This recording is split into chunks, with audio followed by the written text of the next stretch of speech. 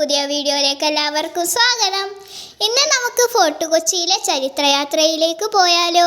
വാപ്പി ഞങ്ങളോട് എപ്പോഴും പറയാറുണ്ട് ഇവിടെ ഒരുപാട് ചരിത്രപരമായ സ്ഥലങ്ങളുണ്ടെന്ന്. പക്ഷെ ഞങ്ങൾ ഇതൊന്നും ഇതുവരെ കണ്ടിട്ടില്ല.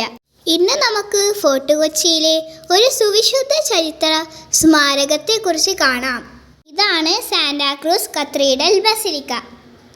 1500 വർഷം പഴക്കമുള്ള ഒരു ബസിലിക്കയാണിത്.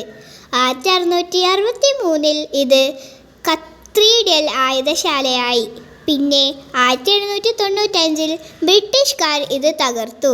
പക്ഷേ ഒരു ഗ്രാനൈറ്റ് പില്ലർ ഇപ്പോഴും ഈ ബസിലിക്കയിൽ സ്മാരകമായി നിലനിൽക്കുന്നുണ്ട്. ശരിക്കും ഇപ്പോൾ ഇതൊരു ആരാധനാലയമാണ്. ഒരുപാട് ടൂറിസ്റ്റുകളും വിദേശികളും ഇവിടെ വരാറുണ്ട്. ഞാൻ പഠിക്കുന്ന സ്കൂളിൻ്റെ അടുത്താണ് ഈ ബസിലിക്ക. ഇത് ആരാധനാലയമായതുകൊണ്ട് വിസിറ്റേഴ്സ് അലൗഡ് അല്ല. അതുകൊണ്ട് ഞങ്ങൾക്ക് അകത്ത് കയറാൻ പറ്റിയില്ല. കൊച്ചിയിലെ സ്നേഹവും ചരിത്രവും കലയും ഉൾക്കൊള്ളുന്ന ഈ സാന്റാക്രൂസ് ബസിലിക്ക നിങ്ങളെല്ലാവരും ഒരു വട്ടമെങ്കിലും കാണണം.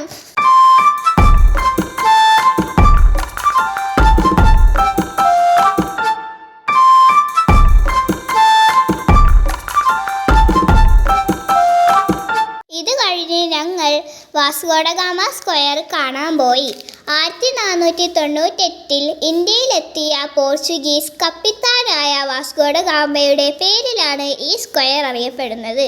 നമ്മുടെ കൊച്ചിയുടെ അഭിമാനമായ ഒരു സ്മാരകമാണ് ഇത്.